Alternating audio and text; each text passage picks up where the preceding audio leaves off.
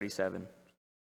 Which of these three do you think was a neighbor to the man who fell into the hands of robbers? The expert in law replied, the one who had mercy on him. Jesus told him, go and do likewise.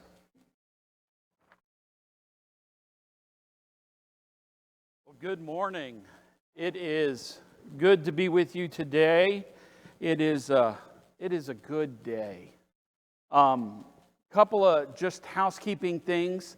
A reminder that if you haven't already, if you'll please fill out a attendance card. I think the member cards are white, the visitor cards are green, and the prayer request cards are yellow. That might be right. Yes, I think that is. If not, let me know and I'll be wrong. I guess that's how that works. You know, I've been thinking about how to just introduce this concept of mercy, and I got to thinking,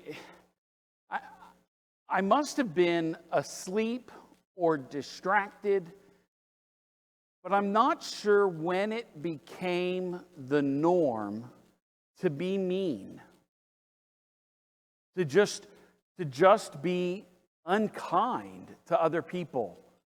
But it seems that more and more our culture is moving towards a place where you have to agree with me on everything, or else you're not a good person, or else you're hateful, or maybe you're racist, or you're from that other political party. We have this idea that somehow, I feel like I've woken up and people are just not as kind, not as gracious, not as gentle, not as nice as people once were. And I'm not sure when that became okay. Jesus tells a parable in Matthew chapter 10. In Matthew chapter 10, a teacher of the law or an expert of the law, one of the people that most likely goes out into the different villages and synagogues and is responsible for not just teaching a group of students, but all of the young boys as they grow up had to learn from the scriptures, and they would go to school prior to becoming whatever their parents were in trade. And these teachers of the law, there was a lot of respect afforded to them, and they had a great understanding of what the Old Testament was. They did a much better job of memorization than I do. In fact, they would memorize the Old Testament. Most Jewish teachers in Jesus' day, without missing any of them, would have at least the first 5 books of Moses memorized, word for word. It was an oral tradition passed down. On top of that, they would memorize prophets, they would memorize the kings, they would memorize what people said about those things over time. And so this teacher comes to Jesus and says, what are the greatest commandments? What is it that I'm supposed to do? If you have to sum it all up, what's my responsibility? And Jesus says there's 2 greatest commands. Love God with all your heart, mind, soul, and strength, and love your neighbor as yourself. And then this teacher says, well, who exactly is my neighbor? Who is it that qualifies as my neighbor? And Jesus proceeds to tell this parable about a man who is attacked. And if you have your Bibles, if you'll open with me to Luke chapter 10. In Luke chapter 10, Starting in verse 30, a man was going down from Jerusalem to Jericho. When he was attacked by robbers, they stripped him of his clothes, beat him, and went away, leaving him half dead. A priest happened to be going down the same road, and when he saw the man, he passed by on the other side. So too a Levite, when he came to the place and saw him, passed by on the other side. But a Samaritan, as he traveled, came where the man was, and when he saw him, he took pity on him. He went to him and bandaged his wounds, pouring on oil and wine. Then he put the man on his own donkey, brought him to an inn, and took care of him. The next day he took out 2 denarii and gave them to the innkeeper. Look after them, he said, and when I return, I will reimburse you for any extra expense you may have. Which of these 3 men do you think was a neighbor to the one who fell into the hands of robbers? The expert in the law replied, the one who had mercy on him. What do we do with that? The one who had mercy on him. You know, we talk about this word mercy, and in its most literal, restrictive sense, mercy means not getting or giving someone relief from a punishment or consequence they deserve. That's mercy. You cheat on a test. The rule is if you cheat, you get a 0. And you go and you explain you didn't mean to, you just didn't study, and you want another shot, and please let me try again. And the teacher grants you mercy and allows you to retake the test by yourself in a room with nothing else.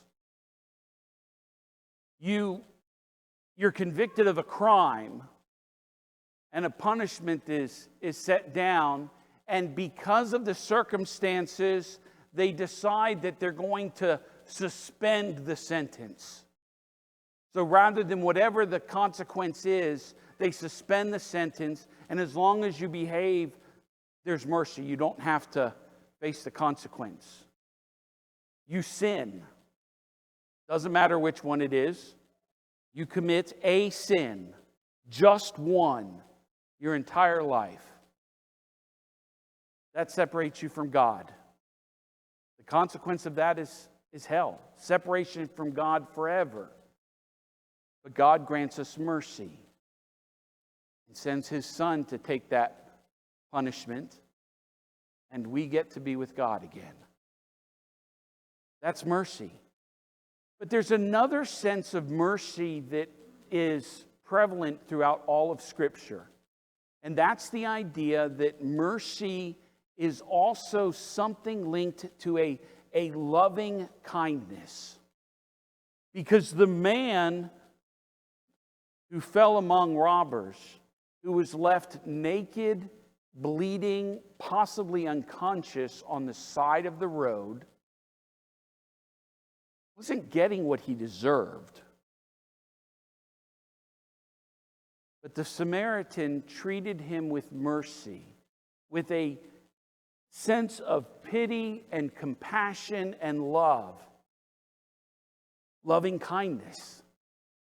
Those words in the Old Testament are used interchangeably describing God, who's both rich in mercy, but also full of loving kindness. And so when we think about the one who had mercy on him, how do we picture that? What does that mean? I'd like to propose that there are 3 characteristics of what this means you and I need to do. To be the one who shows mercy means first and foremost, we need to see a need. Which means we actually have to be looking. Too many times I think we are too busy. Probably the biggest criticism I got being a minister on Sunday mornings was that I was too busy to stop and see people. I had this to do and that to do and this to say and that to accomplish and this announcement and this permission slip to grab. And I didn't see people. I didn't stop and say hi. I was too busy running by people to take care of my list of check boxes. In life, we tend to do the same thing. I sit down and I list all the things that I have to do. I have to go to the store. I have to go to work. I have to make dinner. I have to clean up. I have to go run this errand. I have to go run that errand. And we're constantly go, go, go. If you look at my calendar at the office, it is full. I have appointments. I have meetings. I have tasks that have to be done. And there's no break available. They just have to get done. And so I constantly am moving. And sometimes I am moving so fast that I'm not looking for people who have needs. So the very first thing about me being more merciful is that I have got to stop and look around. It's amazing to me that Jesus, no matter what he did, always had time to stop and pause. He could interrupt teaching. He could interrupt the trip. He could stop what he was doing and ask a question. He didn't just heal and run on, but he took time. He saw people. He saw what they needed, where they were at. One who shows mercy is someone who gives of themselves. You cannot love and serve other people like Jesus did if you don't sacrifice. The Samaritan, it cost him time. It cost his comfort. He wasn't riding the donkey anymore. The wounded man was.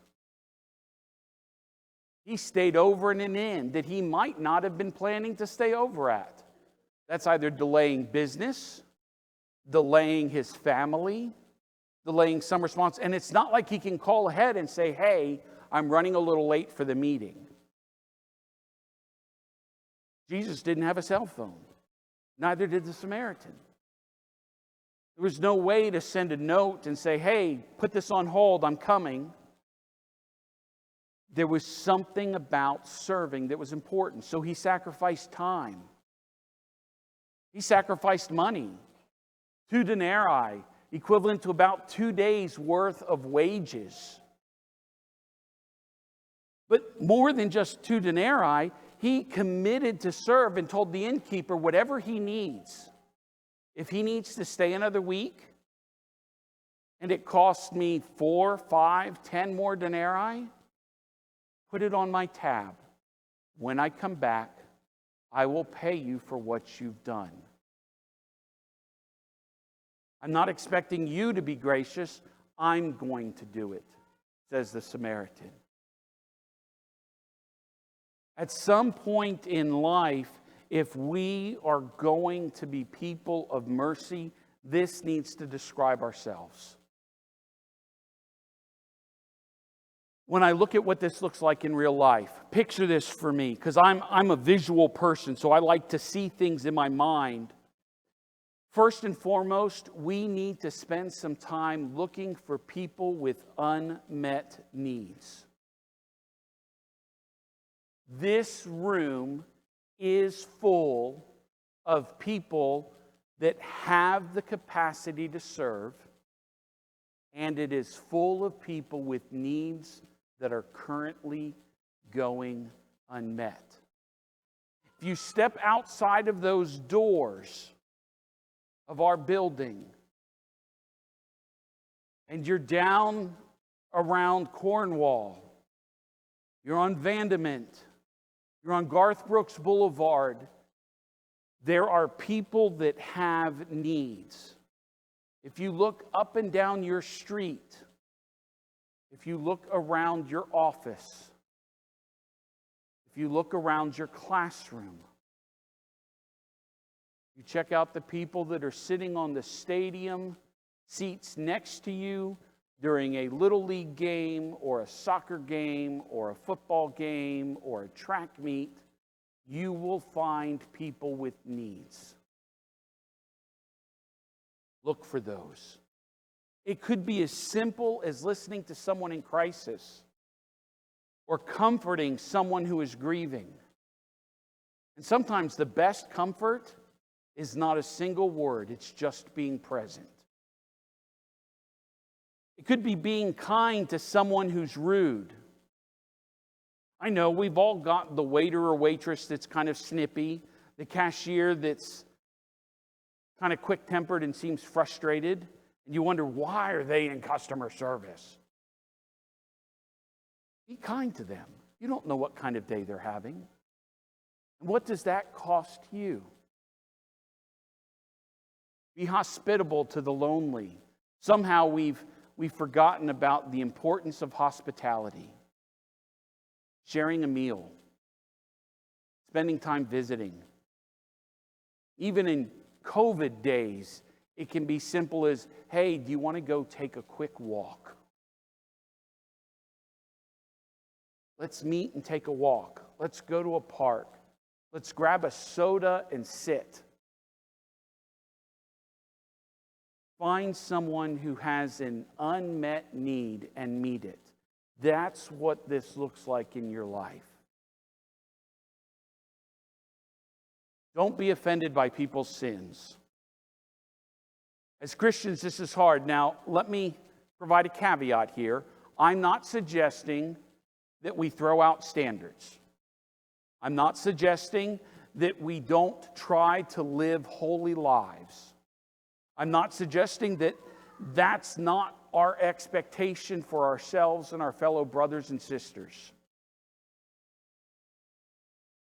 But it's not our place to be the judge and the jury. And the greatest criticism Jesus had for people in his day and age was on the religious people who thought they were better than other people. Don't be judgmental. Don't assign blame. Don't consider yourself holier than somebody else.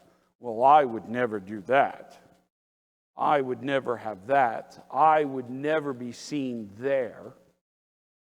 Those were the things the Pharisees said as they questioned Jesus as he sat with sinners and prostitutes and tax collectors and went around with people of ill repute. Don't offer unsolicited correction.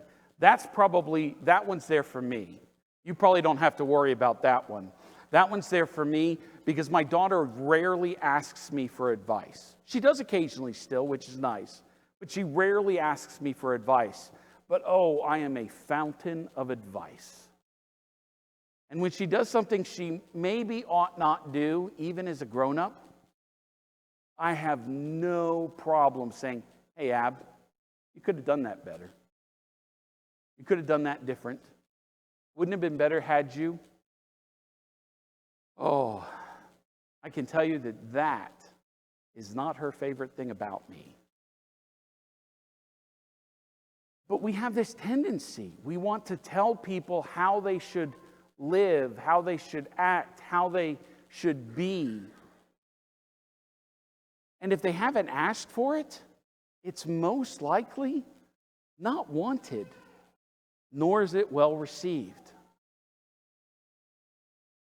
We have to get to a point where we're not going to be offended that people are different. They live different lives. They follow different things. It's amazing to me that Jesus healed people. He didn't just heal the good ones. He didn't just heal the Jews.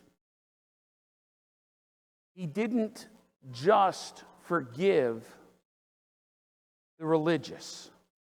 If anything, it was the people outside of Judaism, outside of religion, outside of the Jewish race that he seemed most attuned to. We have to remember that it's not our place to be offended.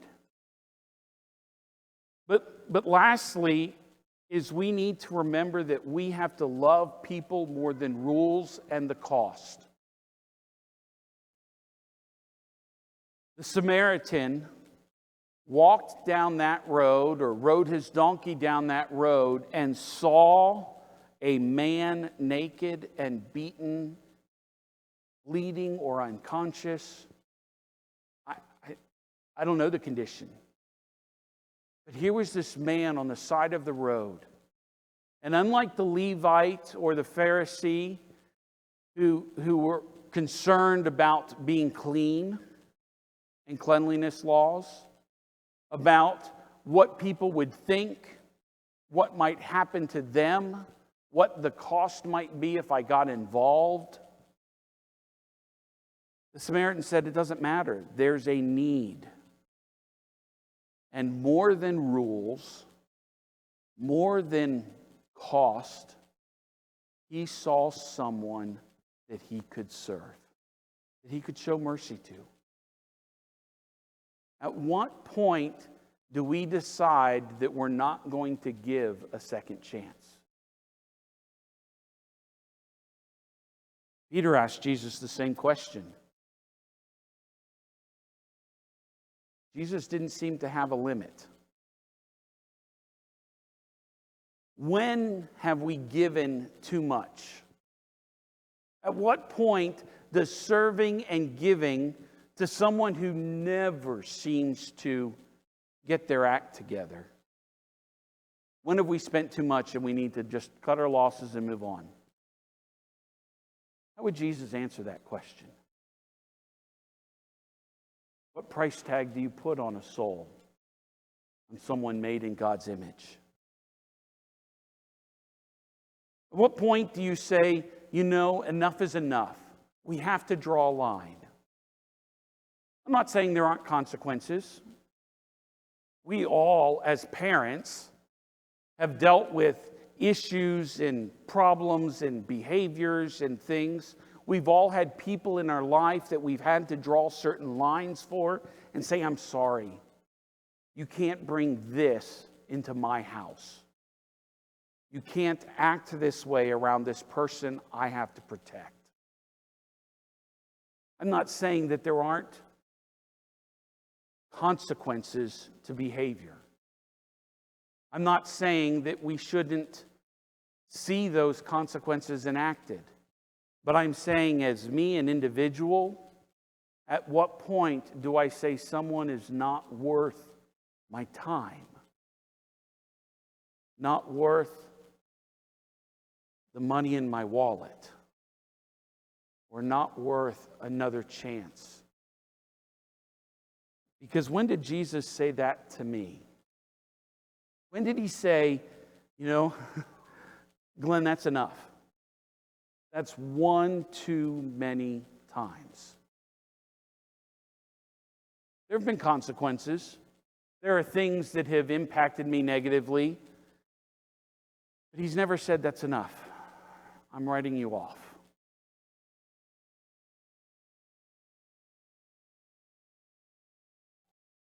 I picked this topic, actually.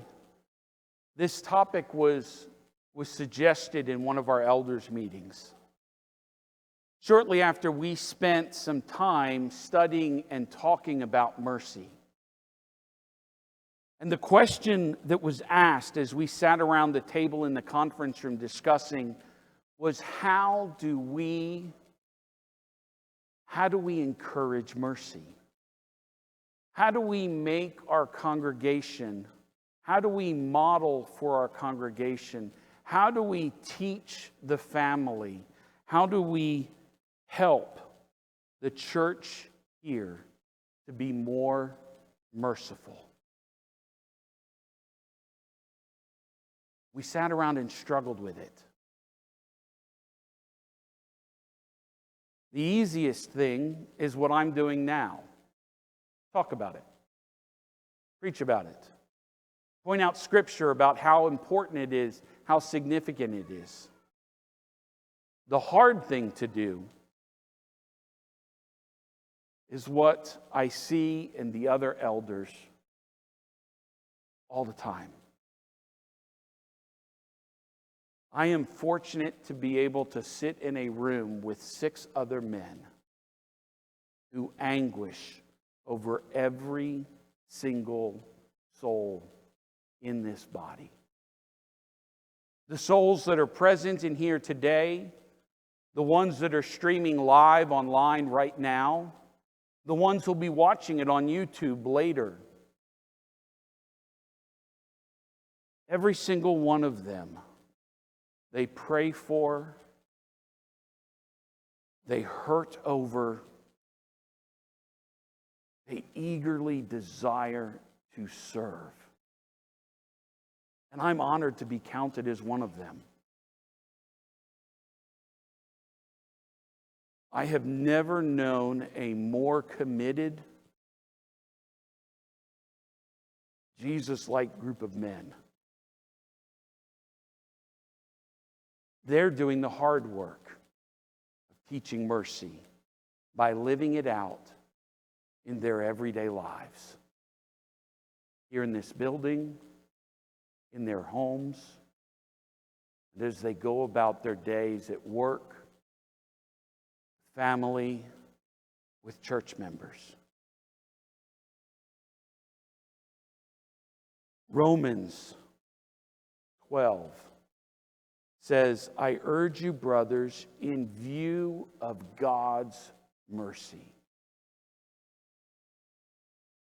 We don't love, we aren't merciful in and of ourselves. But because of what God has shown us, in view of His mercy, we offer our bodies as living sacrifices. We're willing to see needs, to give of ourselves, and to commit to serving others. That's what the church is about. Over and over throughout the New Testament, throughout the Gospels especially, Jesus reminds the people that are religious, when they start looking down their noses at other people, that God desires mercy, not sacrifice. It is more important to Jesus that we love people better than that we make sure they follow all the right rules. Because if we love them enough that they can see God's love, they will slowly, just like we slowly move, to wanting to love Him and follow them on their own. And so I ask you, where do you need mercy? How can the church be merciful to you? What needs do you have? We want to serve you. And if we can do that this morning, won't you come as we stand and sing?